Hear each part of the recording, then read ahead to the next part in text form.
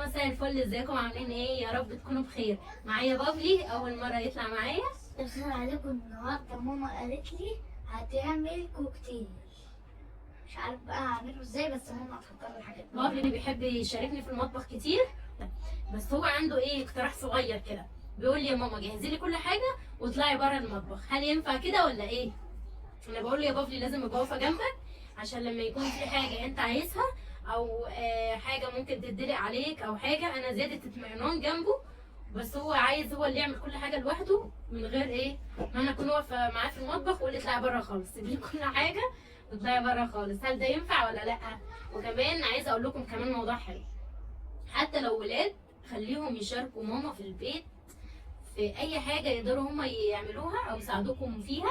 خلوهم يشاركوا معانا في المطبخ عادي في البيت في اي حاجه على قد سنهم او على قد الحاجه اللي يقدروا يعملوها، مفيش مشكله. وبابلي النهارده بقى تعمل لنا ايه يا بابلي النهارده؟ كوكتيل كوكتيل ايه؟ فراولة موز ولبن.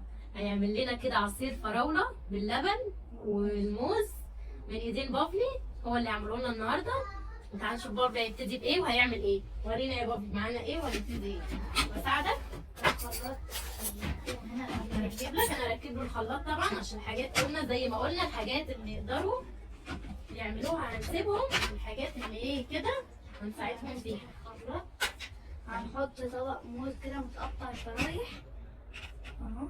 ماشي شاطر يا بابي، شاطر.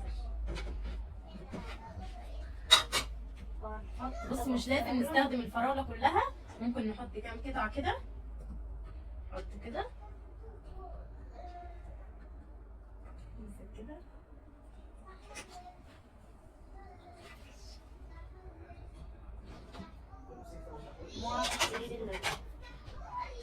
وهنحط مش الكمية لازم دي كده. كله. ومش لازم نحط طبق كامل، يعني هي اخرنا مثلا. وهنا كوباية اللبن، حط يا بابلي كوباية لبن كده. نحط السكر ولا مش دلوقتي؟ لا ونحط كمان كوباية مية. تمام كده. نحط دي على معلقة سطر سكر كام كده، معلقة؟ نحط كده شوية حلوين بالنظر كده، وبعد كده لو احتاجنا نحط تاني.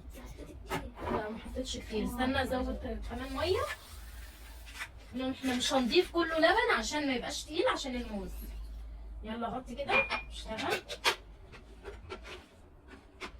يلا يا بابي.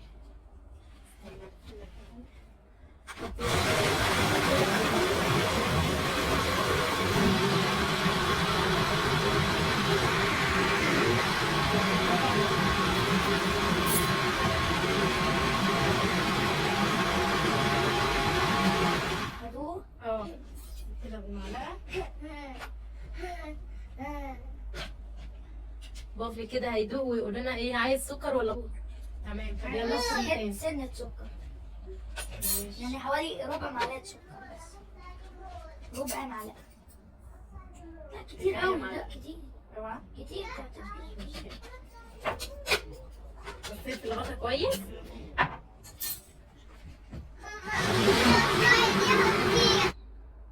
ونبتدي بقى نحط العصير في كوبايات. طبعا برسونيا ايه اول ما شفت العصير خدت كوبايه ما استنتش. اتفضل حط.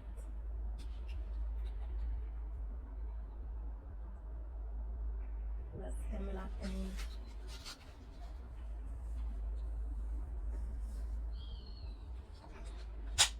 وبكده بابلي يبقى شاركنا كده، عمل لنا احلى كوكتيل كده او عصير فراوله بالموز باللبن. شكرا يا بابلي.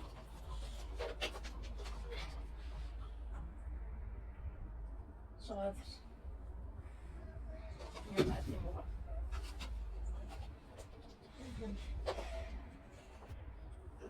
وبكده يا اصحابي انا شاركت ماما وعملت الكوكتيل ده، وانتوا كمان يا اصحابي بشاركوا ماما وهعمله معاها.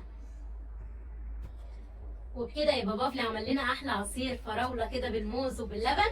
شجعوه بقى وقولوا لي رايكم ايه، وانتوا كمان حاولوا تدخلوا ولادكم معاكم المطبخ يشاركوكم لو حتى حاجه صغيره او اللي يقدروا عليه. قولوا الكلمه حلوه كده لبافلي الشاطر العسول ده. وشكرا ليكم، ولو اول مره تشوفوني ما تنسوش تعملوا لي متابعه واللايك، وشكرا ليكم.